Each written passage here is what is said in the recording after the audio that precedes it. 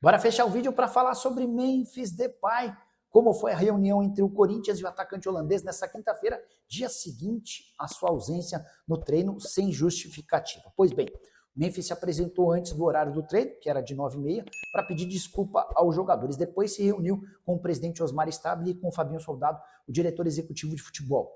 Os corintianos deixaram bem claro que não gostaram do comportamento do Memphis. O Memphis alegou problemas particulares que o impediram de fazer parte do treino. Há suspeita no Corinthians de que o Memphis exagerou na noite anterior e acabou perdendo o horário. Eu acho meio estranha essa história, até porque o treino do Corinthians na quarta-feira foi à tarde. De qualquer forma, o problema foi particularmente ou parcialmente resolvido. Importante dizer que o Corinthians não multou. Há uma interpretação do contrato do Memphis, na visão dos dirigentes corintianos, de que essa multa seria inviável. Mas o Memphis terá um desconto na caixinha dos atletas. Só para vocês entenderem, os jogadores criaram já há bastante tempo um regimento entre eles. Quando o cara chega atrasado para o treino, o cara precisa pagar uma caixinha. Quando o cara falta no treino, a caixinha é ainda maior. E o Memphis vai precisar se acertar com os atletas. Essa foi a única punição imposta ao atacante holandês. O Memphis, nessa reunião com dirigentes do Corinthians, não falou em sair do clube. Até por isso, o Corinthians não se sentiu confortável para propor uma rescisão do contrato, até porque sabe que precisaria indenizar o atleta. Mas, se pintar proposta de qualquer clube do exterior, pode ter certeza que o Corinthians vai facilitar o negócio. No Parque São Jorge, a intenção ou a interpretação de que Memphis Depay custando 6 milhões de reais por mês é algo completamente fora da realidade do clube. Sozinho, o Memphis ganha mais do que 20% de toda a folha salarial do Corinthians por mês. E você, o que pensa sobre toda essa história? Já usa o espaço para comentário, para registrar sua opinião. Só não esquece de deixar like, de se inscrever no canal. Bora fechar o vídeo para falar sobre Romarinho, que adoraria voltar a jogar no Corinthians. Ele foi ídolo do Timão, tendo sido super importante em conquista de Libertadores da América. Lá se vão 10 anos que ele trocou o Corinthians pelo Oriente Médio. E agora, livre no mercado, ele decidiu voltar ao Brasil. Vou acrescentar, ele tem conversado quase que diariamente com funcionários dos tempos em que ele ainda era atleta do Corinthians. E ele deixou bem claro para todos esses funcionários que adoraria jogar no Timão. Mas há hoje um grande entrave, que atende pelo nome de Fabinho Soldado. O diretor executivo de futebol do Corinthians olha com desconfiança para a capacidade física do atacante de 34 anos de idade, que sempre teve a mobilidade como seu grande trunfo.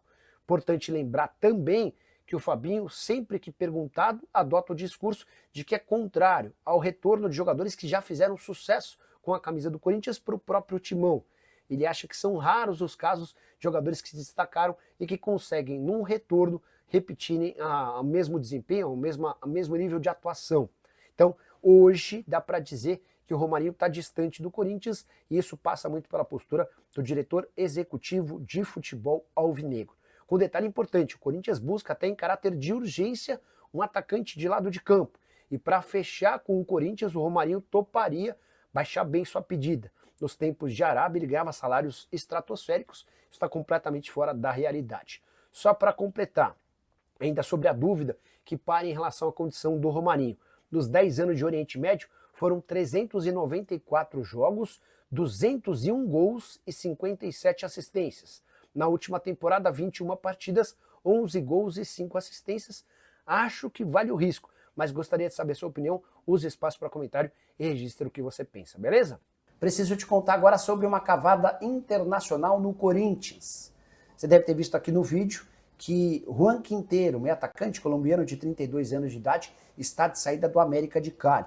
Ele acabou de chegar, mas o clube entende não ter capacidade financeira para mantê-lo.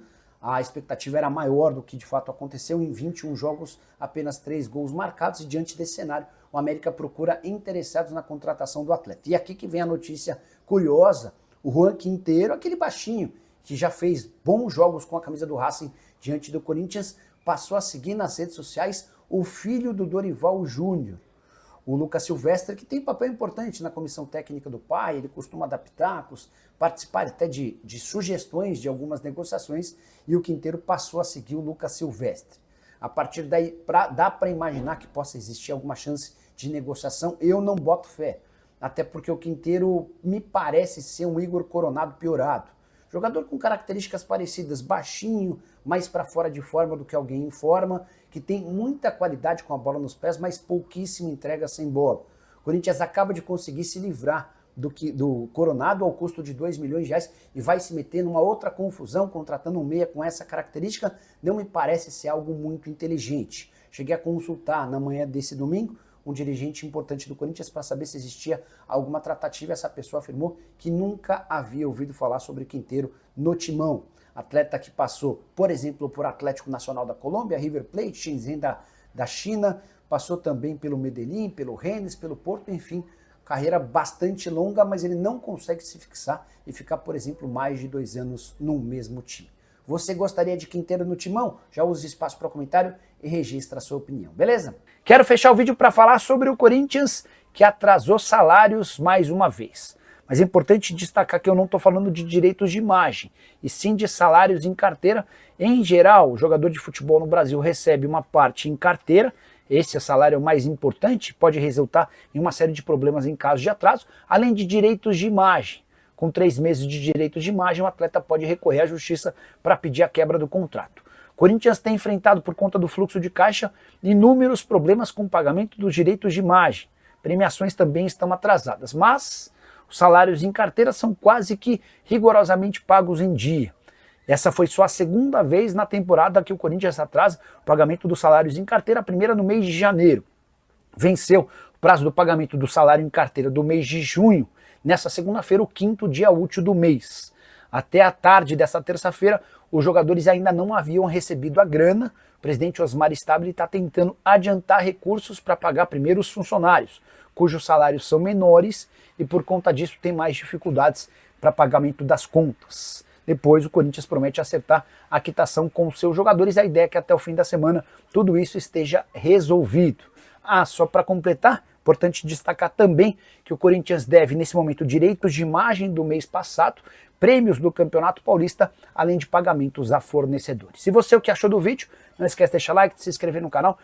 Bora mudar de assunto para falar sobre o novo paradeiro de um ex-jogador do Corinthians, Giovani, que acaba de deixar o clube em fim de contrato, será reforço do Verona, da Itália.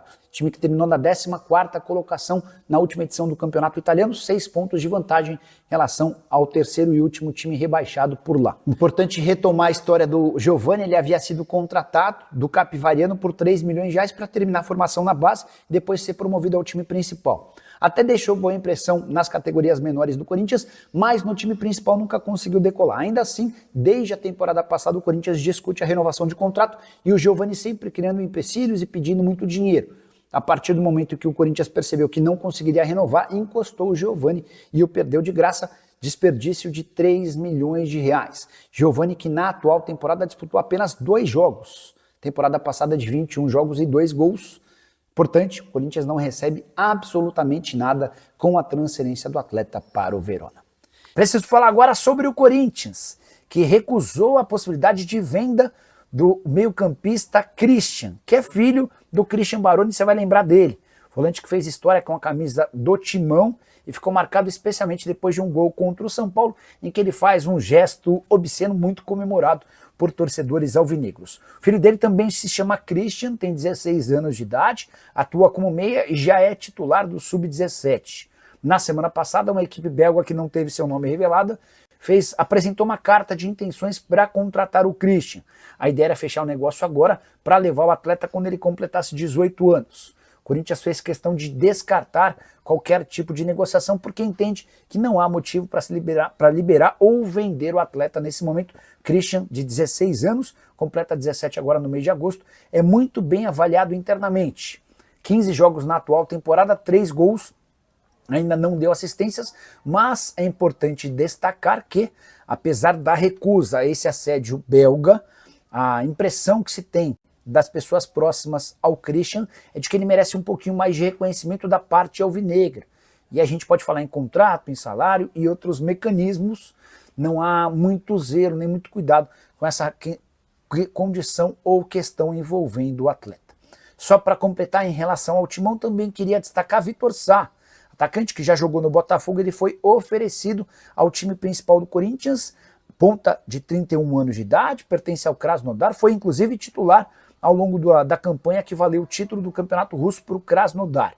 29 partidas por lá, com 4 gols e 5 assistências, tem mais um ano de contrato com o Krasnodar, está avaliado em 3 milhões de euros. Se o Corinthians pudesse contratá-lo de graça, dá para dizer que o negócio teria grande chance de avançar, mas precisando desembolsar alguma coisa, esse negócio já tende a ficar mais complicado, embora o Corinthians admita a busca por atacante de lado de campo. Negociação com o Biel não deu certo. Já havia contado para vocês que o Ângelo, ex-Santos, que hoje pertence ao Al Nassr, nunca esteve nos planos do Timão. Informação importante para torcedores de Corinthians, Santos e Vasco. Esses 3 clubes já iniciaram conversas com um bilionário angolano chamado Mário Gomes. O Mário se tornou bastante rico a partir da criação de uma empresa na Califórnia que explora petróleo e diamantes. E mais recentemente, o Mário passou a fazer negócios na cidade de Muriaé, em Minas Gerais, e a partir daí decidiu começar a investir no futebol. O primeiro movimento dele foi de adquirir a SAF do Nacional Atlético Clube. Esse negócio está praticamente fechado, os valores não foram revelados, mas ele está adquirindo 70% das ações dessa SAF por 10 anos e pretende fazer do Muriaé um dos principais times do estado. Muriaé que acaba de cair da 2ª para a 3ª e última divisão do Campeonato Mineiro. Pois bem, o The Monaco Group, que é o grupo do qual o Mário Gomes é dono, também pretende criar um fundo de investimentos para ser aplicado em contratações no futebol brasileiro. Vou te explicar o modelo que ele pretende e que inclusive já foi apresentado para dirigentes de Corinthians e também Santos. Há uma conversa preliminar com o Vasco que pode nos próximos dias avançar.